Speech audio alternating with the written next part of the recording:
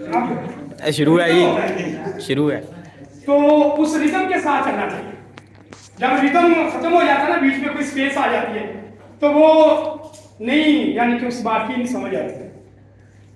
तो मैं बात यह कर रहा था बेटा कि लेक्चर को 3 हिस्सों में डिवाइड कर दिया जाए।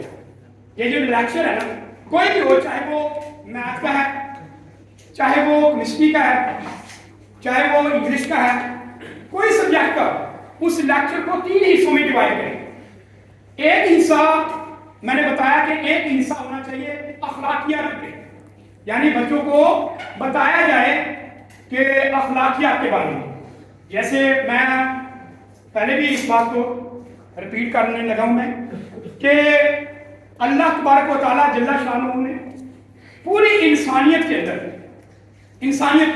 सबसे जो प्यारी चीज बंदे की लगती है ना, वो है आजिज़ी।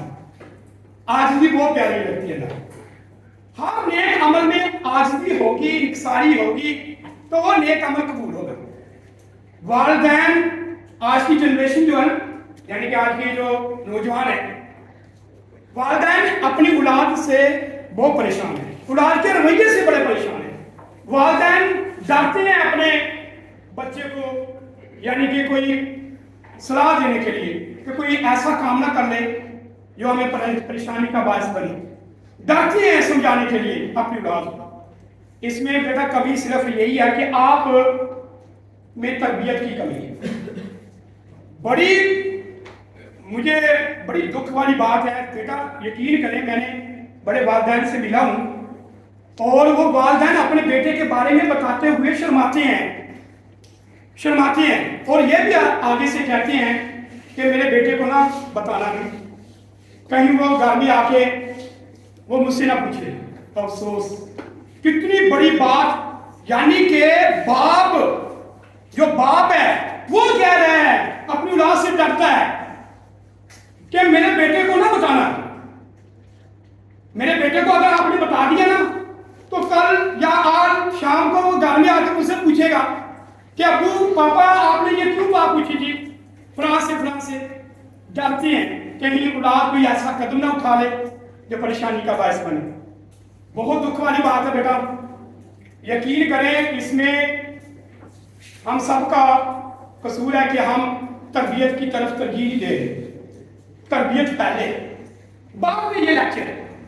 ये लेक्चर जो है मेरा सब्जेक्ट है मैथमेटिक्स। मैं उस वक्त इसको समझाऊंगा जब आपके अंदर अखलाकियात बढ़ी हो। जब नहीं है अखलाकियात, मैं इधर सवाल करवाता हूँ, पीछे से आवाजें आनी शुरू हो जाती हैं, मेरा क्या फायदा भी मेरा लेक्चर का? कोई फायदा नहीं बेटा मेरे लेक्चर। जब आपने बोलना ही है तो इसका मतलब है उस बच्चे के अंदर तरबियत की कमी है। बेटा एक बात है, मैं आपको बता रहा हूं अपनी जजमेंट से, यानी कि जिस बच्चे के अंदर अखलाकियात है वही बच्चा आगे बढ़ता है। अगर आपके अंदर किसी बच्चे के अखलाकियात, तो वो आराम से तअम्मुल से बैठ के मेरे लेक्चर को सुनता ना, वही आगे जाएगा। इसके अंदर ये नहीं है तालीम जितनी मर्जी मैं दे दूं वो पीछे रह जाएगा। इसलिए ये पहले है।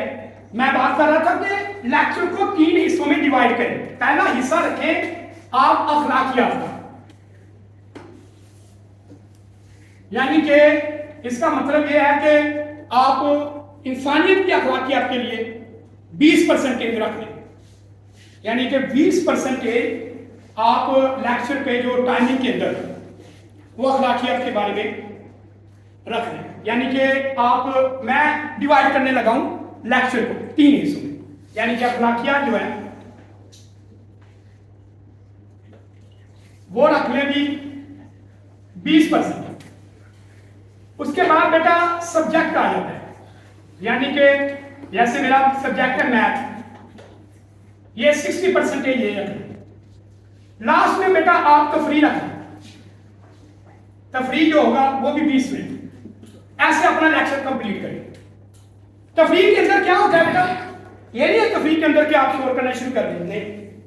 तफरीक के अंदर क्या होगा, तफरीक के अंदर आपको मैं टास्क दूंगा, मैं एक क्वेश्चन दूंगा, वो भी अपने सब्जेक्ट के मुताबिक इंटरेस्टिंग क्वेश्चन दूंगा। मैं आपके माइंड को यानी कि चेक करना चाहूंगा ताकि वो अपने माइंड के ऊपर जोर लगाए, थोड़ा सा अपना दिमाग भी खोले ना। आजकल की जनरेशन के लिए दिमाग भी बंद है, उनको खोलना पड़ता है। अभी आपके दिमाग में अल्लाह ताला ने बड़ी बड़ी चीज़ें रखी हैं, आप उनको चुप करके ना रखें, उसको बंद करके ना रखें, उसको खोलें। खोलने का तरीका यही है कि मैं इनको एक टास्क दूंगा हर लेक्चर के बाद।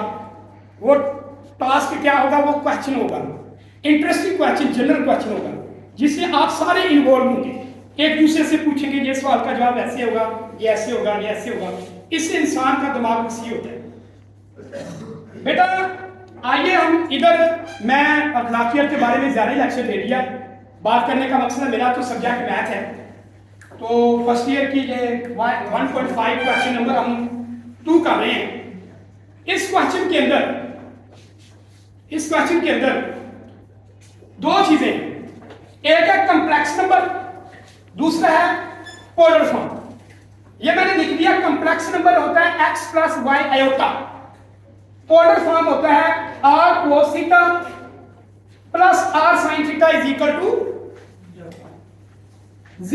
ये z के बराबर है, ये भी z के बराबर है। इनको कंपेयर करें तो x बराबर होगा r cos के, y बराबर होगा r sin। पहले सवाल के अंदर जो पहला क्वेश्चन है, अगर पहले क्वेश्चन की समझ आ गई ना आपको, तो समझ लें कि आप दूसरा क्वेश्चन भी कर सकते हैं। पहला क्वेश्चन यह है कि ये कॉम्प्लेक्स नंबर दिया, आपने इसको इधर कन्वर्ट करना है, यानी इस फॉर्म के अंदर लेके आना, इस क्वेश्चन को इस फॉर्म के अंदर लेके आना। ये क्वेश्चन नंबर 2 है। क्वेश्चन नंबर 3 में क्या है? ये वाली फॉर्म दी है, इसको दोबारा इस फॉर्म में लेके आना, यानी ये कॉम्प्लेक्स फॉर्म है, ये पोलर फॉर्म, एक दूसरे के अंदर कन्वर्ट करना। आइए बेटा यहां पे आप लिखेंगे वी हैव, कि ये जब पोलर फॉर्म के साथ कंपेयर करेंगे, एक बात ये बड़ी इंपॉर्टेंट है जो रह गई है, पोलर फॉर्म के अंदर दो चीजें मालूम करनी है। एक मालूम करना है रेडियस, यहां पे ये रेडियस है, आर मालूम करेंगे। एक मालूम करना है एंगल, यानी कि थीटा। ये दो चीजें आपने इसमें से फाइंड करनी है।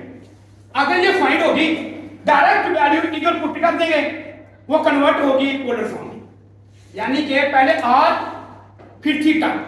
ये मैंने पहले बताया हुआ है, ये पहले लेक्चर में मैंने बता दिया कि आर कैसे मालूम करते हैं, थीटा कैसे मालूम करते हैं। We have r is equal to होता है x square plus y square ऊपर स्क्वायर। ये आर का फार्मूला है, रेडियस का formula x square plus y square ऊपर अंडर रूट।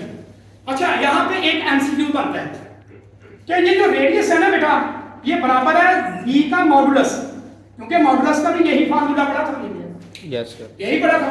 ये आ सकता है एमसीक्यू के अंदर कि बताएं कि z का मॉडुलस किसके बराबर, ऑप्शन आएंगे r, थीटा, फाई या कोई वैल्यू, आपने कहना कि r के बराबर है। अब बेटा इसमें x की वैल्यू आपको पता ही है किसके बराबर है, x इक्वल टू, यानी ये r, x की वैल्यू 4 है, उसका स्क्वायर, y की वैल्यू 3 है, उसका स्क्वायर ऊपर square root, r equal to 16 plus 9 ऊपर square root, r is equal to 25 under root, r is equal to 5। ये प्लस माइनस कहेंगे कि ये रेडियस जो होता है ना बेटा, रेडियस ऑलवेज पॉजिटिव, रेडियस हमेशा पॉजिटिव में होगा, कभी नेगेटिव में नहीं होता। r की वैल्यू फाइंड कर, अब आपने बेटा थीटा की वैल्यू फाइंड करनी है। थीटा इज इक्वल टू, ये भी फार्मूला है, हमने पढ़ा है कि tan inverse y over x, ये बराबर होता है tan थीटा, tan इनवर्स। अब ये theta is equal to tan inverse, ये फार्मूला है, ये भी वी नो दैट, ये भी मैंने प्रूव कर दिया था, कल मैंने बताया था कि थीटा भी प्रूव कर सकते हैं उसमें से। यहाँ पे y की वैल्यू tan इनवर्स, y की वैल्यू किसके बराबर बेटा 3, ये y है और ये क्या है x।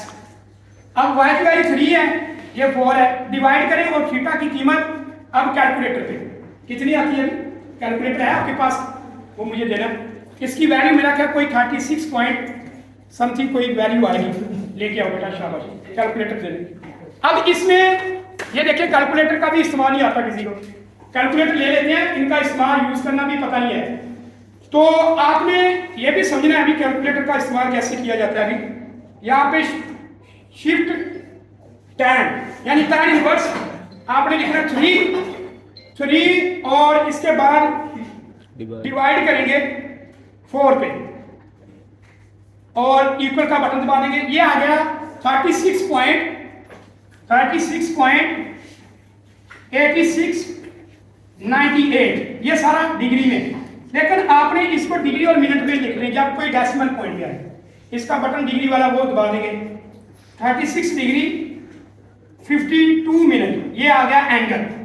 लो अभी बेटा मैंने आपको बताया था कि इसमें दो ही चीजें हमने फाइंड करनी, एक मालूम करना रेडियस, एक मालूम करना एंगल। जब एंगल और रेडियस आ जाए फिर आपने फार्मूला ये लगाना है कि वी नो दैट, हम जानते हैं ये वाला formula using formula G equal to polar form का, ये पोलर फॉर्म का फार्मूला है। पोलर फॉर्म का फार्मूला भी R cos theta plus R sin theta iota. इसमें वैल्यू पुट करें, R की वैल्यू हमने निकाली कितनी है 5, cos थीटा की वैल्यू किसके बराबर बेटा, theta is equal to 36 degree और 52 मिनट प्लस R फिर बेटा 5 sin 36 डिग्री 52 मिनट आयोटा। ये जवाब आ गया। इसको हम कहते हैं पोलर फॉर्म। कोई मुश्किल नहीं था, क्वेश्चन बड़ा इजी है। अब अगला जो क्वेश्चन है ना बेटा, ये लिया सवाल उसने, ये वाला सवाल दिया, इसको आपने बदलना है ये कॉम्प्लेक्स फॉर्म। ये इससे आगे वाला जो क्वेश्चन नंबर चलिए